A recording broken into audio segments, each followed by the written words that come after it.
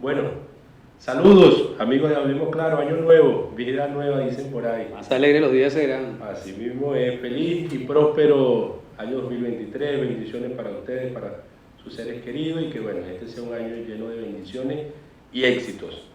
Este nuevo programa tenemos un tema que definitivamente nos llama mucho a la reflexión y queremos hacer algunos aportes en relación a América Latina. Señores, América Latina está sumamente convulsionada en este momento. La izquierda sin duda ha avanzado en el plano institucional, hemos ganado la presidencia en Brasil, hemos ganado la presidencia en Colombia, sin duda hemos dado pasos importantes. Sin embargo, tenemos una derecha que prácticamente hizo un PhD en oposición y un PhD en fascismo. Entonces esto nos ha generado o nos tiene en este momento una región sumamente convulsionada como está ocurriendo en el resto del mundo. Quizás Ucrania en este contexto sea el escenario o la realidad más evidente donde la conflictividad entre el viejo orden mundial y el nuevo orden mundial se muestra de manera más nítida. Realidad donde el conflicto alcanza o ha alcanzado niveles militares. Sin embargo, ese mismo nivel de conflictividad se presenta en muchas otras regiones, el tema Serbia, Kosovo, por ejemplo, el tema Armenia, Azerbaiyán, por ejemplo, y América Latina que no escapa con nuestras particularidades de esta misma conflictividad. Para tratar este tema tenemos a dos invitados, hermanos de la vida, intelectuales, estudiosos del tema político, de la geopolítica, como es el compañero Fernando Rivero, magíster en filosofía de la guerra, filósofo, abogado y bueno, uno de nuestros analistas más connotados en este momento. Y por otro lado, nuestro hermano Ronald Rivas, sociólogo, colega y analista internacional. De estos dos poderosos tanques de pensamiento vamos a tratar de aportar, sobre todo no solo de hacer una caracterización de lo que está pasando en América Latina, sino de aportar algunos elementos que permitan a los decisores soportar tecnopolíticamente sus decisiones. Bueno, vamos a comenzar con Fernando. Fernando, ¿cómo observa lo que está pasando en América Latina? Ese exabrupto que se cometió con la compañera Cristina Fernández, bueno, incalificable en Argentina, lo que ocurrió con el compañero Pedro Castillo, un golpe de Estado, pero bueno, pues terrible, siguen muertos en el caso de Perú y en el caso de Colombia con la victoria del compañero Gustavo Petro.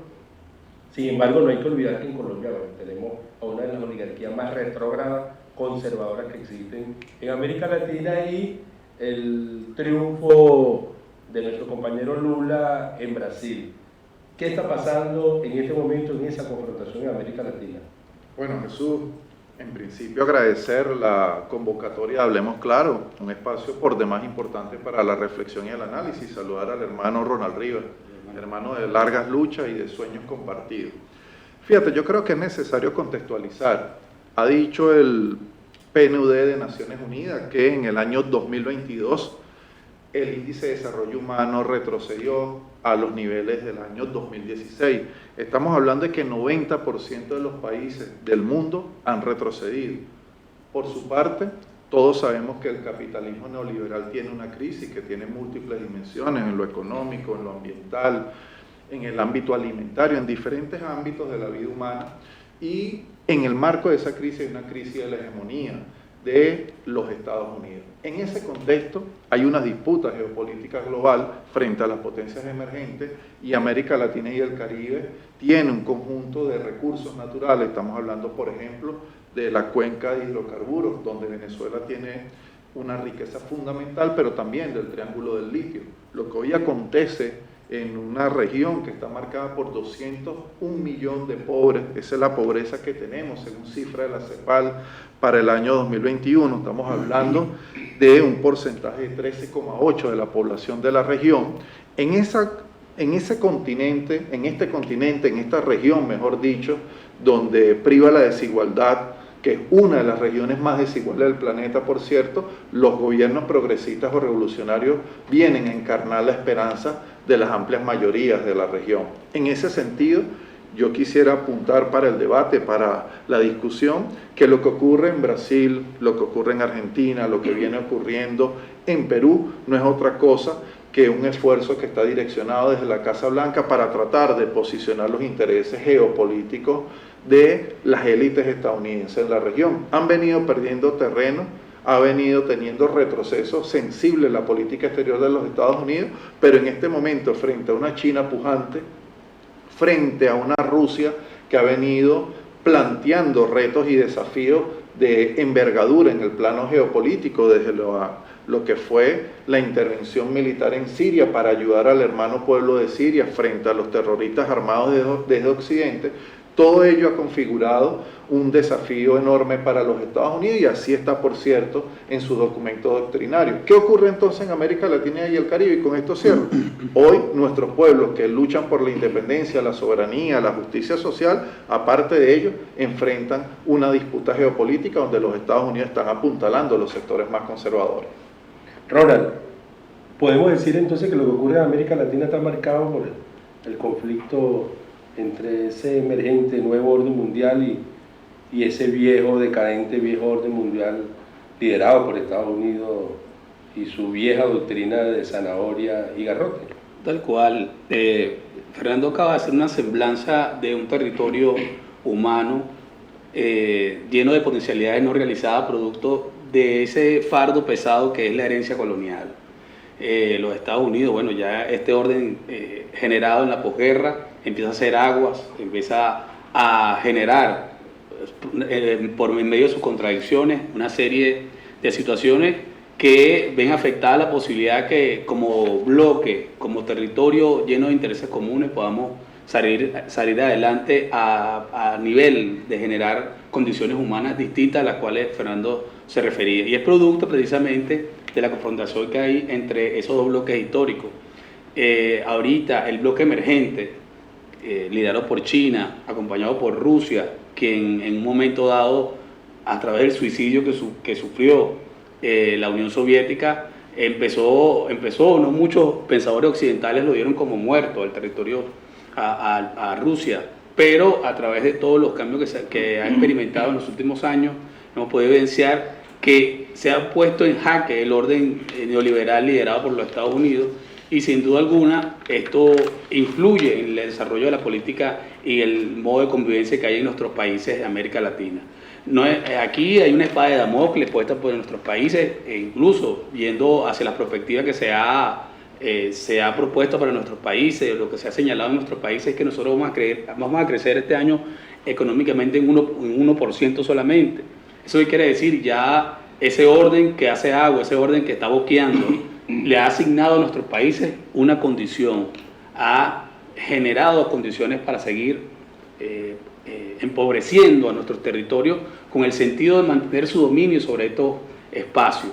Por eso es que en estos momentos lo que ocurre en América Latina es clave para poder sumar a el cambio, a la transformación que viene experimentando, la tendencia que se viene desarrollando entre la confrontación entre los dos bloques. Y bueno, eso se viene agudizando, la inversión que viene realizando los Estados Unidos en esa carrera armamentista es una de las mayores inversiones que se ha hecho en el sector militar, igual que lo hace China, lo que vislumbra que la confrontación parece inminente, y es allí donde estos sectores vienen buscando apoyo de los territorios que puedan acompañar esa confrontación, y en este caso América Latina, que ha sido designado por los Estados Unidos de la posguerra como su patio trasero, viene generándose esas situaciones de conflictividad y de crisis que bien perfilaba Fernando. Mira, ahí yo quiero hacer hincapié, un poco como el gran paraguas de análisis. Al final todo esto está marcado, insisto, por la disputa entre el emergente nuevo orden mundial y el decadente viejo orden mundial. Todo en este momento, lo económico, lo cultural, lo militar, lo geopolítico, lo diplomático, lo institucional, todo está marcado por la disputa entre estos dos bloques históricos, por ponerle algún calificativo. Ahora, de ello, el viejo orden mundial efectivamente se está defendiendo y está haciendo uso de las élites gobernantes que son serviles a ellos, a sus satélites. Y en el caso de América Latina, para nadie es un secreto que nosotros tenemos élites.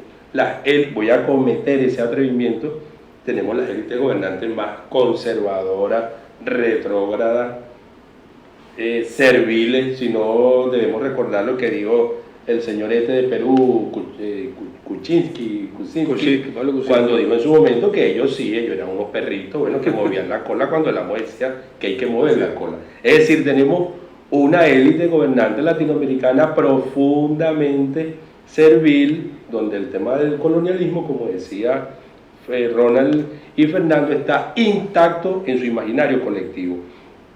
Si tomamos esto como premisa, Fernando, entonces pasamos al otro punto. La izquierda entonces está clara, la izquierda latinoamericana está clara de a quién está enfrentando.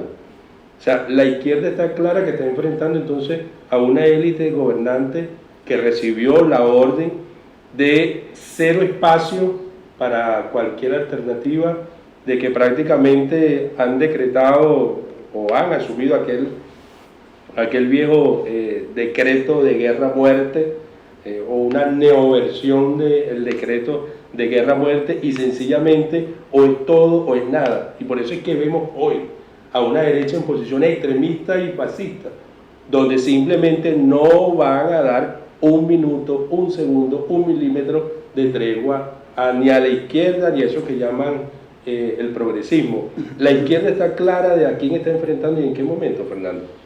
Fíjate, Ronald sentenciaba en sus palabras lo que ha sido una característica del año 1492 hasta la fecha actual, y es la política colonial de algunas potencias del orbe, con, por supuesto, diferencias en cada momento histórico.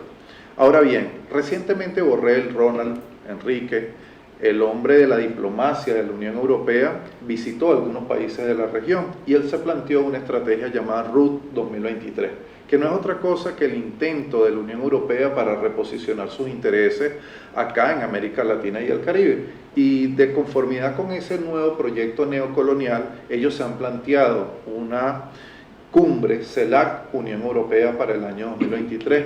Hemos visto como Laura Richardson, la jefa del Comando Sur de los Estados Unidos, ha venido visitando diferentes países, particularmente Chile, Argentina, donde están reservorios importantísimos de litio. Ha hablado abiertamente de eso, ha cuestionado a Nicaragua, Cuba y Venezuela por sus vinculaciones con Rusia y con China. Ahora bien, ¿por qué hago mención a todo esto? Porque cuando nos preguntamos, ¿tiene la izquierda una mirada clara de lo que acontece en la región? Yo diría que lo primero es que debemos precisar, hay diferentes izquierdas. Por ejemplo, el Grupo de Puebla tiene una postura que coincide con la nuestra en relación al combate al neocolonialismo, la defensa de la independencia, la soberanía nacional, la punta, la justicia social, pero hay otros actores, otros gobiernos, otros partidos que creemos en la necesidad de trascender el capitalismo, que creemos en la construcción de una nueva manera de entender la convivencia humana, en otras palabras, nuevas relaciones humanas, cuestión que va por una transformación profunda. Cuando hacemos esta caracterización, creemos que superar el estado de cosa actual reclama cambios profundos, reclama comprender la naturaleza de lo que es el imperialismo estadounidense. Y esto no es para nada una cuestión panfletaria, es una realidad histórica. Ronald, repito, ha sido bien preciso al hacer ese planteamiento, y creo que esa contradicción fundamental desde lo que ha sido el siglo XV hasta nuestros días, particularmente la contradicción entre los pueblos de América Latina y el Caribe y el imperialismo estadounidense en el siglo XX, eso es una realidad histórica que se remonta, por ejemplo, a la pérdida del territorio de México, más de la mitad de su territorio, luego de la invasión estadounidense, invasiones que han estado por parte de los Estados Unidos, solo por nombrar esa potencia, Cuba, Nicaragua, Haití. Hemos visto también todo lo que han hecho con los golpes de Estado que han promovido, el de Chile en el 73, el de Venezuela en 2001, etc. Está la izquierda, cierro diciendo, está la izquierda preparada, está la izquierda clara en relación a estos temas. Yo creo que nos queda mucho por hacer, los retos son inmensos y tenemos una pluralidad de concepciones en los diferentes sectores de la izquierda. Mira, Fernando y Ronald, yo sí voy a hablar claro, como se llama nuestro programa, hablemos claro. Yo creo que autocríticamente, efectivamente, sí, hay muchas izquierdas, muchos matices, bienvenidos los matices, bienvenido el multicolor, pero yo creo que efectivamente la izquierda en este momento no termina de entender el carácter del enemigo que está enfrentando. Yo escribía por ahí en algunos documentos, para ponerlo coloquialmente, yo creo que la izquierda quiere seguir planteando una pelea de caballeros contra un enemigo que no es un caballero, que lo que busca es aniquilarte, con lo que tenga en la mano, no respeta reglas, no respeta condiciones. Y creo que la izquierda sigue creyendo, dijera, insisto, coloquialmente, sigue creyendo en París y preñado. Sí. O sea, no entiende que tiene enfrente a un enemigo que está decidido a utilizar cualquier tipo de camino para poder desmontar. Conversamos entonces, y tú hablas de la guerra. De la guerra bueno, total. Fernando puede ahondar bastante en ese tema, pues ahí la tesis de la guerra total, que fue promovida por dos coroneles chinos. ¿Recuerda esa concepción de la guerra total donde China, esos coroneles hablaban de la posibilidad de desbancar a los Estados Unidos y solamente era por la vía de una guerra que superara la condición de la guerra tradicional, las condiciones impuestas por ese esquema clásico, y ahorita estamos evidenciando eso. Incluso ha habido últimamente una revisión importante sobre los esquemas de dominación existentes en la actualidad, y allí hay fenómenos de carácter biológico, psicológico, emocional. Hay una batería de elementos que están siendo utilizados con el propósito de desmovilizar las fuerzas de avanzada que busquen cambiar el orden vigente. Por tanto, creo que también coincido, ciertamente hay una pluralidad de visiones en tanto las alternativas posibles al modelo que estamos actualmente regenta nuestro territorio, pero sí es importante que hagamos un esfuerzo común. Por eso Fernando reiteraba que hay mucho por hacer. Creo que es necesario espacios como este, otros espacios donde empecemos a colocar en el tapete la necesidad urgente, perentoria, de organizar un esfuerzo común para poder enfrentar un proyecto, un plan, una estrategia bien definida por los Estados Unidos y sus aliados para recrudecer el dominio sobre nuestro territorio. Ellos pretenden profundizar el carácter colonialista de su dominio, y por tanto es bueno que verifiquemos que ese esquema de guerra total es el esquema que está ahorita planteado, el esquema que va de los extremos de utilizar la violencia física, los asesinatos selectivos, masivos, la represión, magnicidio, la judicialización de la política, lo que pasó con Cristina, con el mismo Lula, que logró superar esa situación de cárcel, de agresión judicial.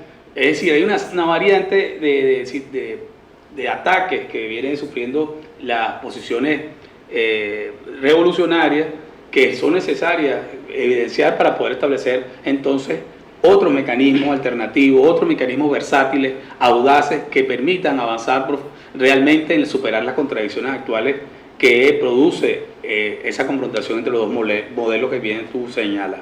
Mira, ahí yo creo, humildemente, pero creo que Venezuela tiene mucho que aportar, la revolución bolivariana tiene mucho que aportar a ese qué hacer, a esa reformulación de lo que se está haciendo en América Latina, a ese nuevo qué hacer. Nosotros en Venezuela hace rato entendimos que estamos ante un enemigo que no respeta reglas, insisto. Sí. O sea, que simplemente está determinado a aniquilarte. Y entendimos que bienvenido al juego en democracia, si es que tú respetas las reglas de la democracia, pero si tú quieres jugar en otro terreno, somos muy buenos jugando en ese terreno. Y en Venezuela durante ya 22, 23 años es evidente lo que se ha avanzado en nuestro proyecto histórico, pero creo que Venezuela entonces en este caso parece una excepción en América Latina. Y vemos casos como el de Perú, donde el compañero Pedro Castillo, sin ninguna fuerza real, sin ninguna base sólida, asume una presidencia ante un tablero político absolutamente controlado por esa vieja élite gobernante, y ocurrió lo que tenía que ocurrir. Sí, exactamente. Así de sencillo.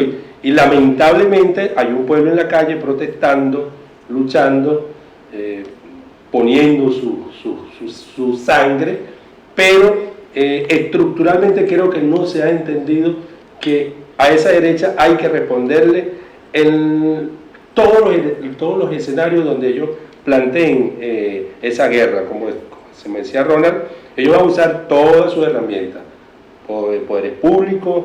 Si no es por los poderes públicos, es por la fuerza militar. Si no es por la fuerza militar, es por el magnicidio, por lo que sea, pero van a usar todas sus herramientas. En ese sentido, Fernando, ¿por dónde crees tú que deben ir las reformulaciones de ese quehacer en América Latina? Ya para darte la palabra, yo veo muy interesante lo que está haciendo el compañero Arce Catacora en Bolivia. La derecha le mostró los colmillos, pero no solo se los mostró, le lanzó a la yugular, y el compañero Arce Catacora y el movimiento socialismo respondió en los mismos términos de lo que ellos están planteando en la confrontación. Es decir, hay una respuesta proporcional a lo que está haciendo ese fascismo. ¿Qué crees tú que hay que hacer en América Latina en ese sentido? Yo quiero refrendar una idea, Ronald, de inicio. Es una ingenuidad pensar que el imperialismo va a ceder en sus grandes intereses geoestratégicos. Es ingenuo creer, por ejemplo, que en el caso de Venezuela, el diálogo significa un cambio profundo en la estrategia contra el país. No, lejos de eso, es un viraje táctico en atención a la crisis energética que tienen los Estados Unidos y sus aliados. Lo segundo, la política es razón y fuerza. Yo creo que en ese sentido, junto a los argumentos, las ideas, los grandes cambios, honrar la esperanza de las grandes mayorías, cuestión que debe ser todo revolucionario, toda fuerza progresista que crea en el cambio radical, debe construirse el andamiaje necesario en el ámbito, por ejemplo, la revolución bolivariana lo ha hecho así, en el ámbito cívico-militar para enfrentar los diferentes ataques. Allí el tema de la construcción de la fuerza que permita político-militar preservar la soberanía nacional, los intereses de las grandes mayorías, es fundamental, porque el imperialismo estadounidense ha hecho una simbiosis histórica entre política exterior y planeación militar. Eso es la política exterior de los Estados Unidos, la utilización de la fuerza militar para imponer sus intereses geopolíticos en el marco de lo que Morgenthau llamó el interés nacional. Y lo otro que yo quería decir para cerrar esta intervención, yo creo que allí nos corresponde a los sectores progresistas y revolucionarios afianzar los mecanismos de integración, la CELAC. Hay que construir la institucionalidad necesaria para que ese espacio germine, se fortalezca y se constituya realmente en una alternativa frente a la OEA, que es el mecanismo del panamericanismo dirigido por los Estados Unidos. Lo otro, por ejemplo, aquí en América del Sur, tenemos UNASUR que se puede revitalizar en este contexto de la emergencia de gobiernos progresistas, y yo diría que allí el Consejo de Defensa Suramericano es fundamental. Nosotros frente al TIAR tenemos que construir las alternativas en el plano militar para resolver los problemas de América Latina y el Caribe entre los hombres y mujeres de nuestra América. Y yo creo que allí entonces se impone trascender hacia la construcción de la unidad de los pueblos, construir esa institucionalidad que nos permita como bloque afrontar los grandes retos que vive la humanidad en este momento. Frente al bloque de la Unión Europea, América Latina y el Caribe tiene que presentarse como un todo. Frente a los Estados Unidos, nosotros tenemos que acudir como un todo a presentar propuestas frente al tema de la inseguridad alimentaria, el hambre en otras palabras, el tema de la pobreza, los desafíos producidos como consecuencia de la destrucción de la naturaleza, cuestión que es inherente al capitalismo neoliberal, entre otros temas que hoy ocupan a la humanidad. Mira, bueno, tú pusiste el tema de la integración, Fernando. Yo creo que efectivamente el tema de la integración tiene que tener un lugar estratégico en la agenda del quehacer en el corto plazo, no solo en el nivel, ¿cierto?, estratégico de la patria grande, sino también en el nivel táctico. Es decir, la izquierda tiene que enfrentar unida a un enemigo que está unido. Así mismo. E incluso ese para mí eufemismo de el progresismo y el izquierdismo es absolutamente impertinente en un momento de polarización donde se necesitan definiciones, donde el enemigo no es que te va a dejar hacer, no es que te va a permitir ser gobierno porque tú eres progresista, no vale, tú eres, para el enemigo eres un enemigo, eres una izquierda y te van a aniquilar. En ese sentido creo que la integración es fundamental, tanto en lo estratégico, repito, como en el plano táctico. Y sí, a uno le da pues dolor o tristeza cuando uno ve el caso de Perú, donde, o no sé si es que no he buscado donde debo buscar, pero prácticamente hay un silencio de la izquierda en relación a que yo no he visto ningún comunicado de los intelectuales, de los grupos, de los movimientos sociales en defensa del pueblo peruano, condenando la masacre que están haciendo contra el pueblo peruano, y en contraste tiene a una derecha que actúa como bloque, monolíticamente. Entonces tú dices, ¿hasta cuándo y cómo vamos a asumir el tema de la integración? O sea, ¿hasta cuándo cada uno va a seguir por su lado? Porque bueno, yo tengo mi diferencia contigo, o sea, el tema de la integración sin duda alguna es fundamental en este momento.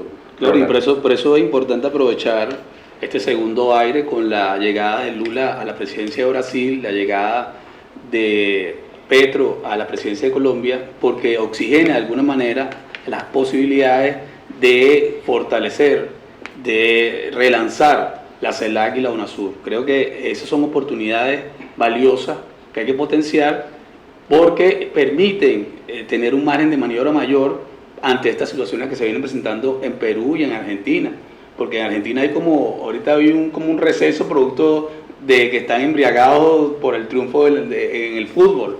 Pero no, y que ya dieron un golpe de Estado adelantado a quien iba a ser la próxima presidenta. Así mismo, se adelantaron a eso. Y eso evidencia de alguna manera que estos sectores tienen su plan bien definido, utilizan sus estrategias de manera bien rigurosa y que nosotros tenemos que también jugar a ese tipo de esquema donde podamos establecer nuestra propia estrategia, porque a estas alturas en política no hay nada que sea casual, nada que sea improvisado, sino que todo está bien ordenado en base a la concepción más amplia, que es la de mantener el control hegemónico de los Estados Unidos en esta zona del mundo. Entonces es preciso que nosotros, y ahí abogo y comulgo con lo que dice Fernando, tenemos que fortalecer la CELAC. La CELAC es nuestro instrumento que está embargado de la concepción bolivariana.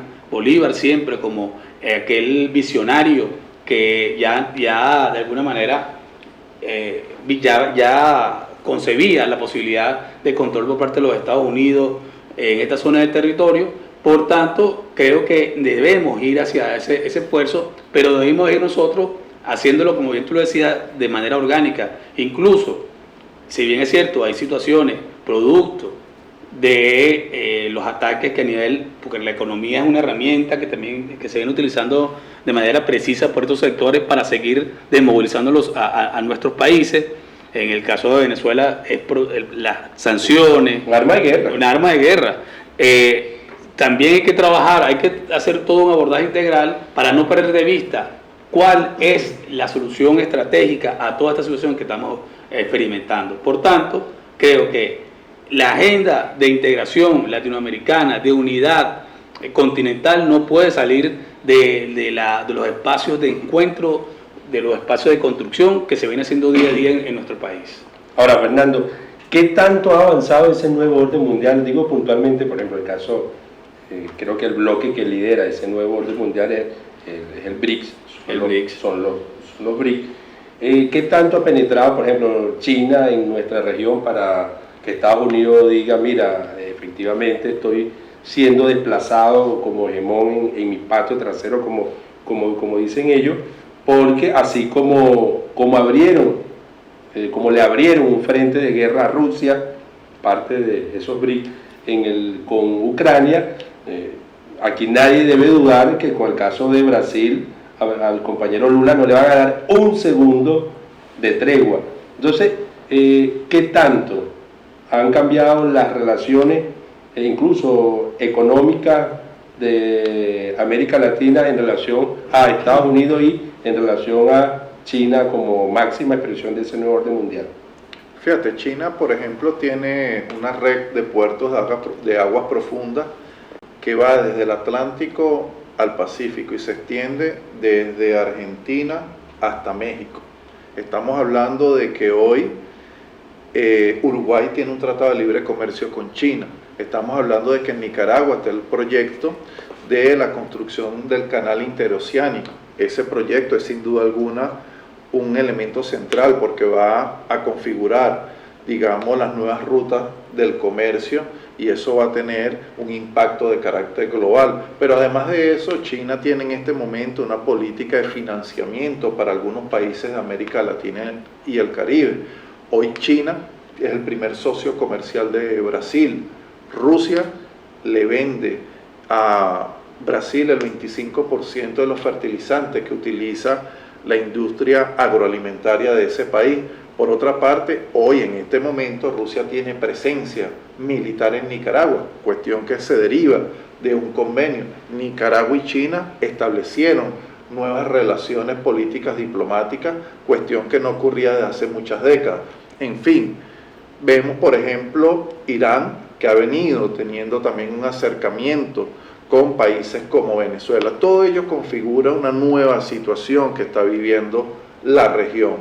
Ahora, de cara a lo que son los BRICS, Argentina pidió formalmente a través de su presidente Fernández su incorporación a ese espacio, así como lo hizo desde otras latitudes, Turquía, lo hizo Arabia Saudita, lo hizo Irán y lo hizo Egipto. Eso se va a discutir ahora en la cumbre de Sudáfrica de los BRICS en el 2023. Entonces, estamos ya ante la presencia de un nuevo orden mundial. Yo sería un poco más cuidadoso, yo diría que estamos en un parto. Está en crisis la hegemonía estadounidense, está en crisis las concepciones que, digamos, impregnan y el modelo que impulsan desde la Unión Europea y los Estados Unidos, pero queda mucho por pelear, queda mucho por combatir. Creer, el que piense que desde América Latina y el Caribe o desde otras latitudes, que ellos se van a dejar arrebatar lo que han impuesto a lo largo de la historia, está realmente en una posición desacertada. Nos queda un arduo camino de lucha y bueno, nos tocará seguir peleando. Así mismo. Y es bueno lo que Fernando acota, que parece inminente esa confrontación entre esos dos bloques. Cuando tú empiezas a observar la inversión que hacen en la carrera armamentista, fortaleciendo sus ejércitos regulares y utilizando también sus esquemas irregulares a través de la conformación de grupos mercenarios y todo lo que implica una confrontación, te lleva a considerar la necesidad de prepararnos ante ese escenario. Por tanto, si bien es cierto, China ha tenido una influencia gracias a su esfuerzo de alcance continental, de empezar a influir e incidir en las economías de estos países con su proyecto de la ruta y la seda, pues su concepción es que el comercio, así como ha sido generador de un nuevo modelo económico, también ha sido parte de generador de un nuevo esquema civilizatorio. También hacerlo a través de esa vía sería garante o sería una herramienta también para desbancar el modelo hegemónico liderado por Estados Unidos. Por tanto, también considero que hay que ser prudente en todo eso, pero tenemos, y es bueno aclarar, y es bueno siempre decirlo, a propósito de lo que en Venezuela se ha abierto el debate sobre el modelo económico, la situación económica que atravesamos en medio de las sanciones, la necesidad de superar ese esquema sancionatorio, ese esquema restringido que nos ha traído este estrangulamiento financiero, que necesitamos nosotros abrir un nuevo esquema o sumarnos a ese nuevo esquema de conformación multipolar que está desarrollando y está liderando China acompañado por Rusia. Por tanto, creemos que, si bien es cierto, no podemos cantar victoria, hay mucho por trabajar, la alternativa que se abre en este momento es esa. Yo creo en eso. Yo creo, ya para ir cerrando este programa, ¿no? Este es como uno de muchos programas, porque este es un tema que sobre todo propositivamente debe darse permanentemente.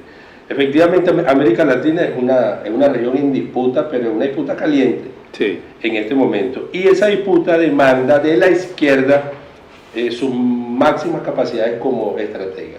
Si la izquierda no hace los cambios que al menos humildemente considero debe hacer en su quehacer, efectivamente se va a repetir el histórico ciclo de los pueblos eligen gobierno de izquierda, tiene una derecha que no los deja gobernar, le da golpe de Estado, vuelve a la derecha, ese bendito ciclo izquierda-derecha, izquierda-derecha, izquierda-derecha. Yo creo que si la izquierda no asume los cambios que debe asumir para enfrentar ese nuevo momento, ese nuevo rostro de un enemigo ya en posiciones fascistas, definitivamente no vamos a tener los mejores resultados, y en el caso particular de Venezuela, bueno, seguiremos siendo la excepción, seguiremos siendo la joya de la corona que el imperialismo no ha podido derrotar y no podrá derrotar, pero que no se verá acompañada de ese bloque como debe ser acompañada, desde el caso argentino, Colombia, Brasil, etc. Entonces, en esa disputa en la cual está enmarcada América Latina, creo que es fundamental, insisto, todas las propuestas que se puedan hacer que conduzcan a esa gran integración en lo estratégico y en lo táctico. Creo que es momento de que las diferencias que podamos tener con los distintos matices, movimientos sociales, gobiernos, etcétera, es momento de ponerlas a un lado y coincidir, unir esfuerzos para enfrentar a un enemigo que, como dije al principio del programa, hizo un PhD en oposición y en fascismo. Entonces ahí, Fernando, sobre todo ese qué hacer, o sea, qué considera Fernando que como asesor y tiene aquí a ese liderazgo latinoamericano, qué le diría a Fernando qué debemos hacer en América Latina? Yo diría, sugiero muy modestamente, desde luego no tengo de mi lado la verdad absoluta, pero solo ideas para el debate, dos cosas me parecen fundamentales. Yo creo que hay que aprovechar el potencial energético de Bolivia, Ronald, de Venezuela, para afrontar en la región, en América Latina y el Caribe, con mecanismos como Petrocaribe y otros que se tengan que crear, lo que haya que crear, afrontar la crisis energética que vive nuestro pueblo. La integración tiene que reportar, Enrique, cuestiones concretas para las mayorías que hoy viven en ese número que yo comentaba, que daba la CEPAL sobre la pobreza. La integración tiene que tener carne, tiene que tener impacto en la vida cotidiana. Entonces creo que el tema energético es fundamental porque todos nuestros países requieren de energía para, digamos, afrontar la producción, para afrontar las cuestiones de la vida cotidiana. Y creo que Venezuela allí tiene mucho por aportar. ¿Y por qué no, si hoy los Estados Unidos, Chevron viene y nos contrata, realiza un contrato con PDVSA, ¿por qué no lo puede hacer entonces, por ejemplo, el hermano pueblo de Guatemala, Haití? ¿Por qué negarle esa posibilidad a un pueblo como el de Paraguay, solo por nombrar algunos pueblos? Lo segundo que yo diría, así como ellos se han planteado una estrategia de dominación colonial, puntualizaba Ronald, yo diría, ¿por qué no hacer una cumbre CELAC-BRICS, donde discutamos los grandes temas de la humanidad, donde discutamos, por ejemplo, el tema de la institucionalidad internacional que requiere el mundo de hoy? Por ejemplo, ¿sirve la Organización de Naciones Unidas en los términos en los cuales está establecida para enfrentar el flagelo del hambre, para enfrentar el flagelo de la destrucción de la naturaleza? Yo creo que no, yo creo que allí faltan, digamos, nuevas dinámicas, nuevos mecanismos de toma de decisiones, donde los pueblos, por ejemplo, del África se vean representados, los pueblos de esta región del mundo. Entonces yo, para no, digamos, abusar del derecho de palabra, esas dos ideas me parece que pueden servir para dinamizar un debate que es fundamental en el momento actual. Ronald.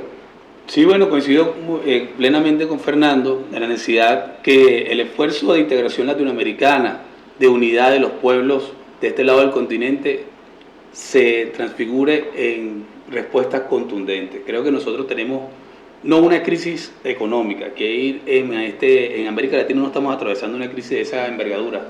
la crisis es financiera, dirigida con el propósito de sojuzgar las voluntades de nuestros pueblos, pues capacidades económicas hay de sobra. Nosotros, si podemos hacer un paneo, una revisión, un balance de nuestras potencialidades económicas en este lado del continente, podemos suplir, podemos adelantar respuestas contundentes al problema del hambre, de la desnutrición, de la posibilidad de cumplir las respuestas contundentes a nuestras demandas a nivel de la matriz energética, como bien lo decía Fernando. Es decir, aquí hay una serie de potencialidades económicas por todas las características que tenemos nosotros, geográficas, físicas. Por tanto, creo que si hay que poner el acento en los procesos de integración latinoamericana es en el tema económico, viendo la economía como un vehículo para satisfacer necesidades fundamentales de la población. Hoy en día las confusiones que se están presentando, algunas situaciones de falta de apoyo a la propuesta estratégica de transformación profunda de la política de nuestros pueblos pasa porque hay una necesidad por parte de la población por atender sus necesidades fundamentales. Por tanto, creo que es la economía un elemento clave que va a permitir que esa unidad se convierta, se encarne en una esperanza real, palpable de nuestros pueblos. Fernando, un minuto ya para irnos. Bueno, creo, Enrique, Ronald y todos los que nos siguen, que es fundamental refrendar la esperanza. Creo que la convocatoria debe ser a seguir soñando con un mañana diferente, a construir una nueva sociedad, a proyectar todos nuestros sacrificios y esfuerzos desde la unidad latinoamericana y caribeña por la construcción de un nuevo modelo de convivencia humana. Nosotros nos corresponde seguir en ese sentido la tradición histórica de José de San Martín, de Augusto César Sandino, de Martí, Zapata, Pancho Villa, Bolívar, Sucre, etc., y seguir adelante hacia un nuevo modelo que nos permita entonces la redención de nuestros pueblos. Gracias por la invitación, Enrique. Bueno, Enrique, felicitarte por este espacio. Creo que la reflexión es un elemento clave para poder seguir incentivando a la integración, la unidad, el encuentro entre aquellos que creemos en un mundo distinto a este modelo encabezado por la lógica neoliberal. Y por tanto, la esperanza es un sentimiento que debe embargar a las voluntades que aspiran a vivir de una manera distinta que este modelo de convivencia capitalista y neoliberal. Mira, bueno, un poco para cerrar, ¿no? Una última cosita. La batalla es global. Por lo tanto, la respuesta debe ser global. El que entienda que esto es un problema que se circunscribe dentro de sus fronteras nacionales, creo que está cometiendo un grave error. La derecha tiene meridiana claridad de lo que le estoy diciendo, de una pelea global, por lo tanto ellos actúan como bloque de manera global. El gobierno bolivariano, en el caso de Venezuela, tiene meridiana claridad de esto y por eso es que sus actuaciones siempre están bajo una visión global. El llamado es a esa otra, a esa izquierda latinoamericana que entienda que definitivamente la respuesta al fascismo en Argentina, en Perú, a eso estamos seguros, momentos, episodios duros que van a venir para Brasil, para el mismo Colombia, la manera de enfrentar eso es unidos y con una visión global. Es el llamado que queremos hacer porque definitivamente América Latina es una región en disputa y necesitamos nuestras máximas capacidades como estrategas. Y bueno, nada, amigos de Hablemos Claro, esto es solo